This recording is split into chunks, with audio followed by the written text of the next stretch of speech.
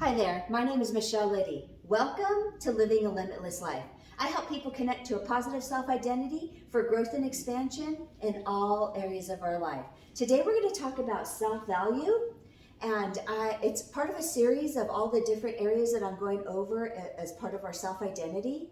And I found a definition that I really liked, and it goes hand in hand with our self-worth. So self-value is the action part of expressing your self-worth, positive or negative, by the decisions and choices you make.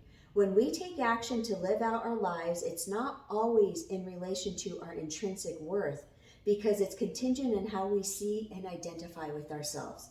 Self-worth embodies our intrinsic worth. We feel worthy of being loved, acceptable, loved and accepted.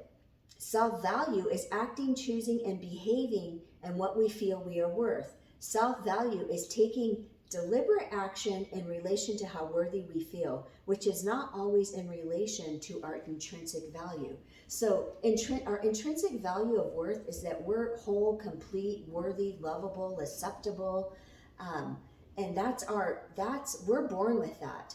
But we learn that we get it outside of ourselves. So when we feel valuable, if we're feeling really worthy, like we're whole and complete and worthy, we're going to choose things that support our self-worth by valuing ourselves. So if somebody treats us really badly, we're going to go, okay, I don't want to be your friend anymore. I don't want you to be my boyfriend or girlfriend or whatever it may be. But if we don't feel valuable, we may accept a job that's way below the value that we offer because we don't feel valuable enough to ask for the money that we deserve. Or we get into relationships where somebody doesn't treat us well because we don't feel that we are worth more than that or valuable enough to be treated in a better or kinder way. So how is our self-value shaped? Our primary caregivers set the foundation of how we value ourselves by how we were treated. It sets the tone of how we see and relate to ourselves. If we were treated badly, we may see ourselves as being a bad person. We value ourselves in relation to how we were treated growing up. If you were emotionally ignored, discounted, criticized, or judged, most likely you will feel like you are of no value and not feel important. Self-doubt will set in, and seeing ourselves in a negative way will also set in.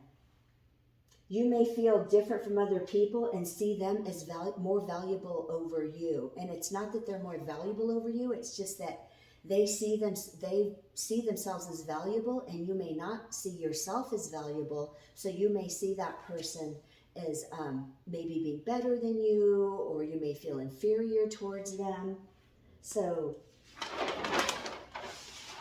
But on the flip side, if you were emotionally soothed and your main caretakers were emotionally present and treated you with respect and love, and you were spoken to with kindness and treated like your thoughts and opinions mattered, you'll feel valuable. You'll feel like I'm valuable, I'm important, I have something great to offer just by being me. And so that would be the difference.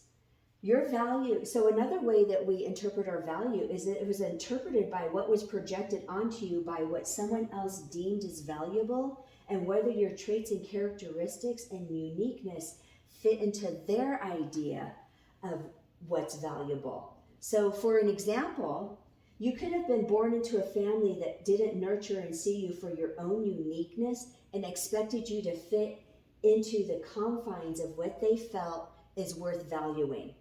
So you are an artist and your family valued you wanting you to be a doctor or a lawyer. Your artsy ways would not have been supported or nurtured because they didn't value artistic ways. They valued the characteristics of a doctor or a lawyer. So you may break away and feel like, oh, well, I'm not valuable because they don't like my artsy ways. Like we might self-doubt yourself.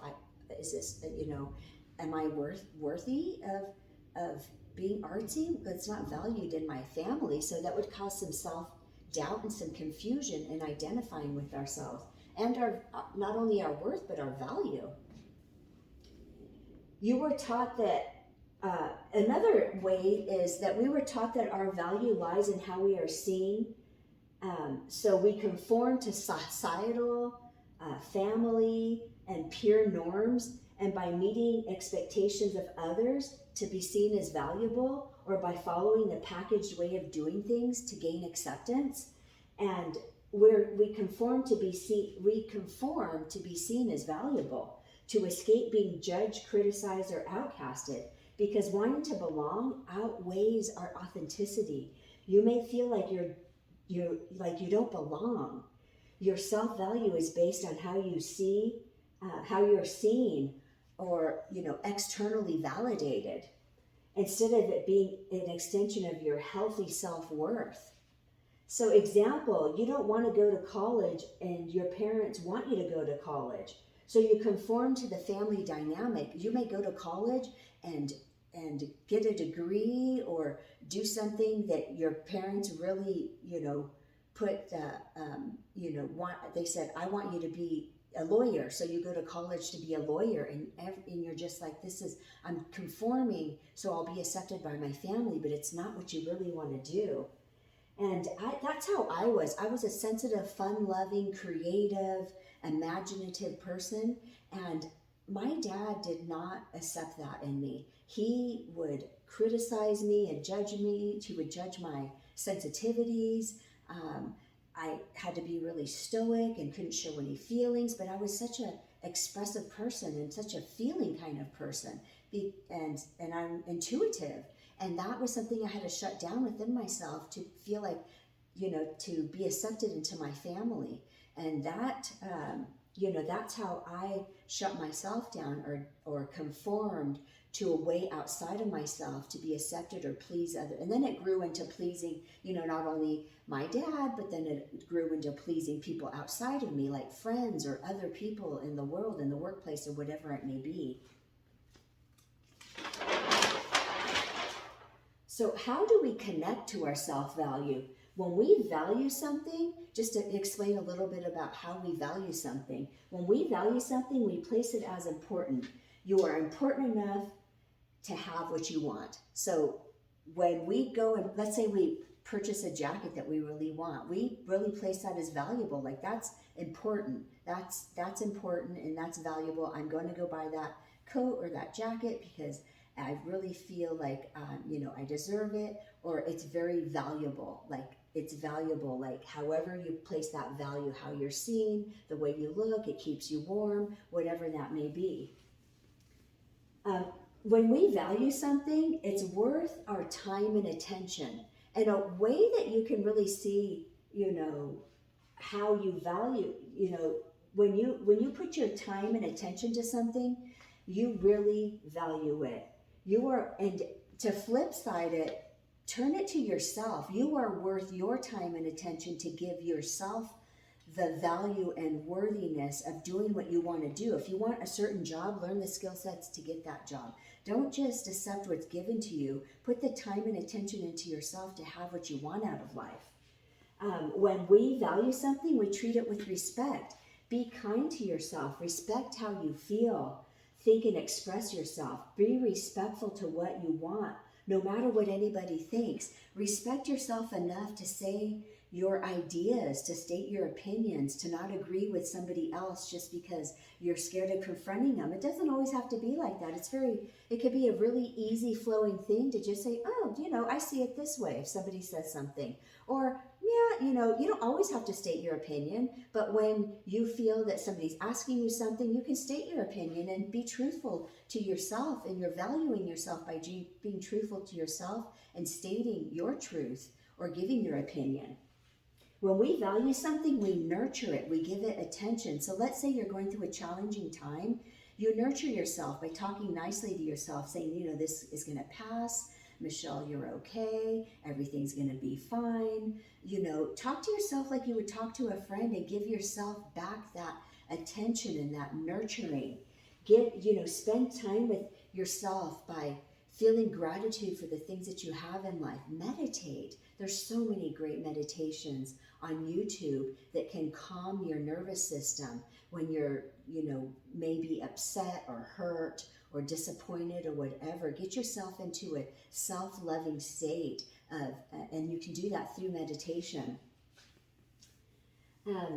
Value cannot be taken away and it cannot be given to you. It's how we identify with ourselves. So we can't get value by getting a good grade or somebody giving us attention or giving us a compliment.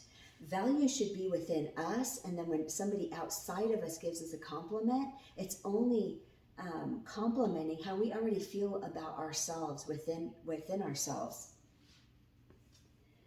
So you see yourself as a peer. A really important thing to not feel inferior to people is to feel yourself as a peer, that you have as much value to offer in this world as somebody next to you. Just because they may know something more than you about something you want to know, it doesn't mean that they have more value than you. It just means that there's a learning gap between you. They may know something more because they've studied it and you haven't. So if you study it and learn it, you can offer just as much value. It's all about where you want to spend your attention, learning something and growing that within you. So nobody's really better than us. They've just learned it or spent the time to learn something over it. And our value is about our self-worth. It's all about where we want to spend our time in learning something to provide value in a certain skill set or a certain hobby of doing something. It's all about just learning the steps to perfecting something.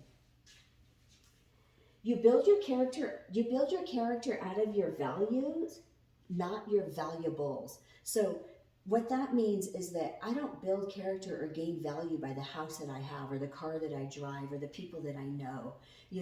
That's not how we are valuable. We're valuable by knowing our worth and choosing things that support our worth. Like, I am excellent in this skill set, so I'm choosing a job that's going to pay the value that I'm offering with the skill set that I have. So another thing is freedom to see and relate to yourself. It's like when you build character, you're free to see and relate to yourself in a way of not comparing yourself to other people, and that's such a huge thing, is that your value doesn't come from comparing yourself to other people. Oh, well, I'm better than them than this, so I'm more valuable than them. Or they said this, but I said this and it was smarter than what they said. That you're not going to gain character out of competing internally with other people and trying to be better than other people. Our value is seeing ourselves as, I'm valuable just, oh my gosh, they know something that I don't know. Let me get to know them and try to learn from them. That's being complementary to the people around us, not trying to compete with people around us. You see yourself through a lens of unconditional love and respect for yourself. When you go through life unconditionally, and I know that's like another video, is really learning how to love yourself and be unconditional with yourself and not beat up on yourself by saying, oh, I should have done this or I should have done that, or that's not loving yourself. Loving yourself going, oh, this is something new that I have to learn. Let me spend the time learning how to do it. Let me spend the time understanding this. Let me spend the time learning how to love myself. That's being unconditionally loving and accepting of yourself. Trust in your abilities and the value you have to offer by being you. We're all unique in this world. We all do things differently. Like, I could do a skill set exactly like somebody else. I could do the same skill set, have the same skill set as somebody else, but we do it and express it in totally different ways. That's our unique way of expressing it. So value that. Like, we don't want to get jealous of other people that, oh, we see them as doing, this skill set better than I can do. When actually both of you do the skill set exactly the same, but you both just have your own personality and way of doing it, which is your own unique value of the way that you offer how to do that skill set. Look to recognize and confirm what you do well. gosh, I do this well or that well. Look in the world to confirm in your life how you're valuable, like the way that you see things, your perspective, your ideas, your opinions, the way you express yourself, the words that you use. That is all valuable, because it doesn't work for everybody, but it works for people who you connect with that are waiting to hear the way that you say something, the way that you express, the way that you see things. And that's how valuable we all are. You let your ideas and perspectives of what you want for yourself guide you, not other people's perspectives. Trust in what works for you, and not say, oh, this person's perspective is more valuable than my perspective. No, your perspective is valuable to you and the way that you want to live life. But you really have to kind of take a notice of how you choose and want to live life, and choose the way that you want to choose things that support that. And somebody else is making choices to the way that supports their life. So value yourself enough that you have all the answers that you need to guide and support you, to guide your life. Now, you may ask other people for their perspectives and opinions, but then ultimately you have to decide, well, what is right for me, and make those choices for yourself.